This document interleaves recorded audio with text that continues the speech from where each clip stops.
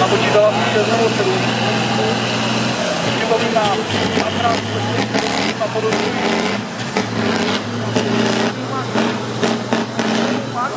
Podle toho filmu, si pamatujete, že nějakou opravdu film tam, ale vzpomenu, ale byl to šílený manč, takže na moci tohoto opravdu se jmenuje tento speciál v Českém triálu, který jezdí od nepaměti, já už ani nepamatuju, 80 let.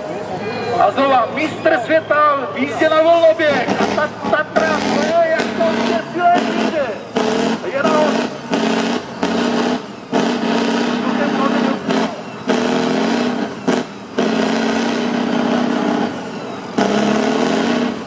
Uraláci na 14 mají nějakou potíž.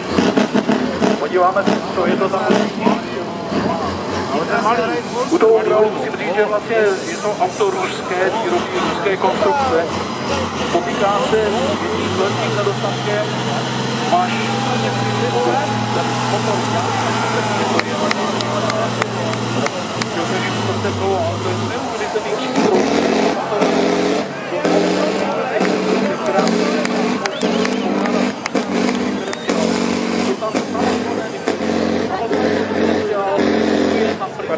rozdílový otáček jednotlivých kol na stejné nápravě.